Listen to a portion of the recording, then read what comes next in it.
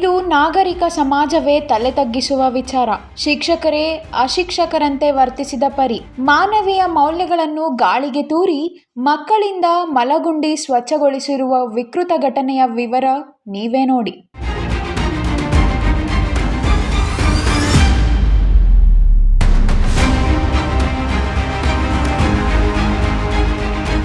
ಇಂತಹ ಅಮಾನವೀಯ ಘಟನೆ ನಡೆದಿರೋದು ಕೋಲಾರ ಜಿಲ್ಲೆ ಮಾಲೂರು ತಾಲೂಕಿನ ಯಲವಳ್ಳಿ ಗ್ರಾಮದಲ್ಲಿ.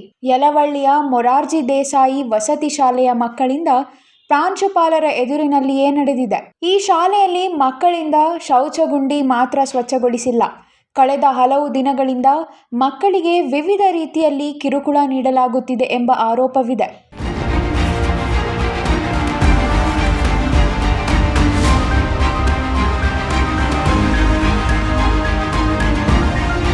ಶಾಲೆಯ ಪ್ರಾಂಶುಪಾಲೆ ಭಾರತಮ್ಮ, ಶಿಕ್ಷಕ ಅಭಿಷೇಕ್ ಹಾಗೂ ವಾರ್ಡನ್ ಮಂಜುನಾಥ್ ಸೇರಿ ಕೆಲವು ಶಿಕ್ಷಕರಿಂದ ಮಕ್ಕಳಿಗೆ ಕಿರುಕುಳ ನೀಡುತ್ತಿರುವ ಆರೋಪ ಎದುರಾಗಿದೆ.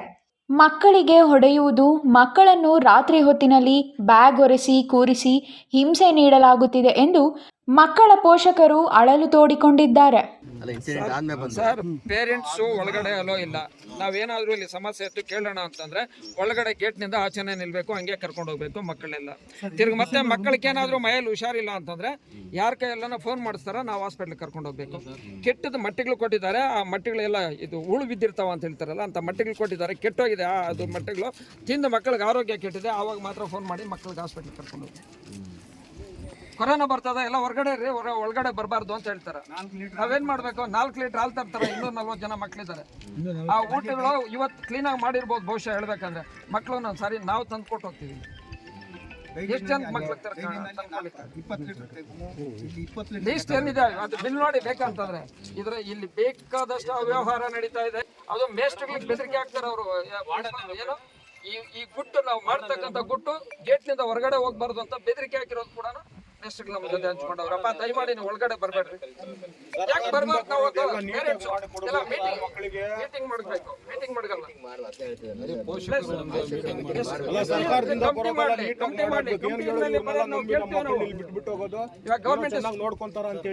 ಗವರ್ಮೆಂಟ್ ಸ್ಕೂಲಲ್ಲಿ SDMC ಕಮಿಟಿ ಇದೆ, ಅದೇ ತರ ಕಮಿಟಿ. ಶಾಲೆಯ ಮಕ್ಕಳಿಗೆ ಕಿರುಕುಳ ನೀಡುವ ಜೊತೆಗೆ ಶೌಚಗುಂಡಿ ಸ್ವಚ್ಛ ಮಾಡಿಸುವ ದೃಶ್ಯಗಳು ಇದೀಗ ಸಾಮಾಜಿಕ ಜಾಲತಾಣದಲ್ಲಿ ವೈರಲ್ ಆಗಿದ್ದು ವ್ಯಾಪಕ ಟೀಕೆ ವ್ಯಕ್ತವಾಗಿದೆ.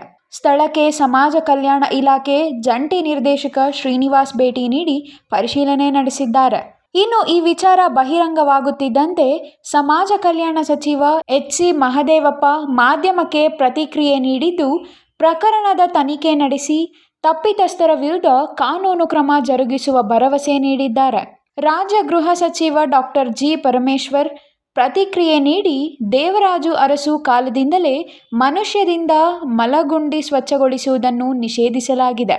ಹಾಗಿದ್ದರೂ ಮಕ್ಕಳಿಂದ ಸ್ವಚ್ಛ ಮಾಡಿಸುವುದು ಅಕ್ಷಮ್ಯ. ಈ ಸಂಬಂಧ ದೂರು ನೀಡಿದರೆ ಕಾನೂನು ಕ್ರಮ ಜರುಗಿಸುವುದಾಗಿ ಹೇಳಿದ್ದಾರೆ. ಮಕ್ಕಳ ಕೈಯಲ್ಲಿ ಕೆಲವು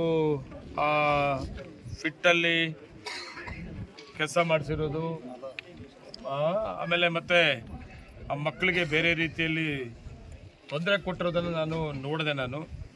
ಗೊತ್ತಾದ ತಕ್ಷಣ ನಾನು ಕೂಡ ನಿನ್ನೆ ಬೆಳಗ್ಗೆ ಆ ಶಾಲೆಗೆ ನಾನು ವಿಸಿಟ್ ಕೊಟ್ಟಿದ್ದೆ. ನಾನು ನಮ್ಮ ಮುಖಂಡಗಳೆಲ್ಲ ಕೂಡ ಕೊಟ್ಟಿದ್ದೀವಿ. ನನ್ನಲ್ಲಿ ಆ ಪ್ರಿನ್ಸಿಪಾಲ್ರು ಇರ್ಬೋದು, ಟೀಚರ್ಸ್ ಇರ್ಬೋದು, ಅವನ್ನ ಎಲ್ಲನೂ ಕೂತು ಮೀಟಿಂಗ್ ಮಾಡಿದೆ. ಮತ್ತು ಮಕ್ಕಳನ್ನು ಸಪ್ರೇಟಾಗಿ ಕರೆದು ಮಕ್ಕಳು ಕೂಡ ಮಾತಾಡಿದೆ.